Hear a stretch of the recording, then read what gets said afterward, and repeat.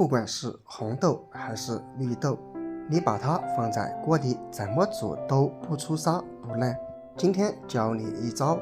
不用泡水，不用放冰箱冷冻，只需煮前多加一步，几分钟就让绿豆开花出沙。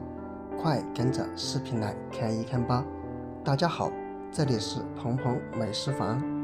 绿豆大家都非常的熟悉，尤其是到了夏天的时候，都想喝上一杯美美的绿豆汤。当然，绿豆的吃法多种多样，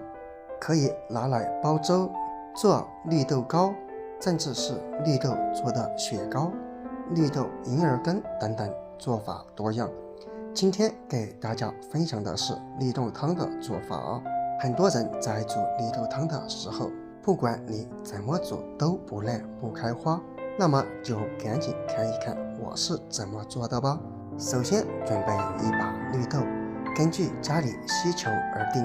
当然，我们需要先看一看，如果里面有烂掉的或者坏掉的绿豆，我们要把它给挑选出来，以免影响口感。因为坏掉的绿豆吃起来苦苦的，然后加入一勺面粉或者糯米粉都可以。我们把它和绿豆抓拌抓拌，这样的作用是可以把绿豆表面的灰尘给抓拌出来。因为糯米粉具有非常强的吸附作用，相信有很多朋友在吃绿豆的时候都是直接用清水洗一下，其实这样是洗不干净的。我们将它抓拌好以后，接下来就可以加入水来淘洗绿豆了。用发财的手把绿豆搓洗搓洗，我们可以看见水的表面已经有许多的脏东西了，抓洗1分钟左右即可。然后把水倒出来，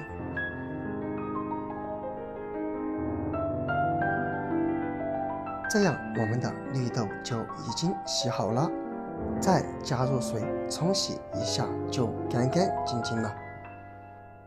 然后我们加入1勺白糖，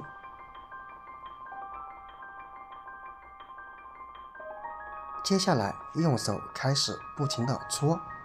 搓的时候我们可以稍微用力，因为白糖具有很强的颗粒感，用它和绿豆这样搓洗，可以破坏绿豆表面的硬壳，让我们在煮的过程中绿豆更加容易开花，而且做出来的绿豆汤它的口感会更好哦。搓洗时间我们尽量控制在2分钟左右。最后我们再次加入水，把沾上白糖的绿豆再次淘洗一下就可以了。现在看见我们的绿豆已经清洗干净了。而我们用来煮绿豆的器具，最好选择用砂锅。当然，如果没有砂锅，也尽量不要用铁锅。铁锅是我们炒菜用的，它煮出来的绿豆汤，它会有一股铁味，会大大的影响绿豆口感。现在我们把砂锅上灶，加入适量的纯净水，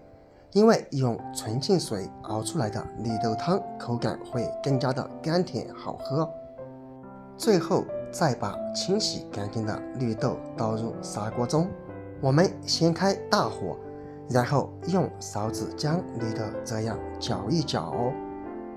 搅的时间尽量长一点，时间越长，绿豆就会越加容易开花哦。最后盖上盖子，用中火开始慢慢的熬煮。如果用大火的话，锅里的水就会容易烧干，直到把锅里面烧开，我们将盖子再次打开，一股浓浓的绿豆清香味扑鼻而来。然后我们再次用勺子这样搅拌搅拌，搅拌的时候你就会发现绿豆已经开始慢慢开花了。这时候我们可以准备1勺冰糖，当然黄冰糖、白冰糖都可以，然后再来搅拌搅拌。现在把冰糖加进去，熬出来的绿豆汤会更加的香甜，这样才可以把冰糖的甜味彻底的熬进绿豆当中。亲爱的朋友们，视频都已经看到这里了，制作视频不容易，请用你发财的手给我点个赞吧，你的每一个点赞对我都特别的重要，谢谢。然后再次盖上盖子，我们这里只需要用小火熬煮5到10分钟，时间长短根据个人而定。时间到了以后再揭开锅盖，哇，真的太香了。现在我们可以看见绿豆已经被煮得特别的软烂，看起来就特别的想吃上一口。当然如果你喜欢喝绿豆汤，煮之前一定要多加一些水，然而只喜欢吃煮出来的绿豆，就可以像我这样水稍微少放一些，这样绿豆的香味会更浓，吃起来也更加的爽口。在炎热的夏天，每天熬上一锅这样香甜软糯有营养的绿豆汤喝一喝真不错，然后关火盛出，盛入杯中或者碗中就可以了。当然也可以根据个人的需求热饮或者放入冰箱里面冷饮也可以。在炎热的夏天，喝上一杯这样的传统绿豆汤，清香四溢，还能让我们的口感变得更加的醇厚。这样做出来的绿豆汤，可以看见软烂的绿豆与清甜的汤汁已经完美的融合在一起。当然如果你喜欢吃甜，也可以根据个人的需求放入适量的蜂蜜或者红枣来增加绿豆的风味。如果你在夏天也喜欢喝绿豆汤，然而无论你怎么煮，绿豆都煮不软烂，那么就赶紧把视频收藏起来试一试吧。当然你也可以把视频转发出去，希望可以帮助到更多喜欢吃绿豆汤的朋友们。好了，今天的视频就分享到这里了，点关注不迷路，这里是鹏鹏美食坊，进入主页可以看见更多的美食制作方法。当然视频最后再次请你给我点个赞吧，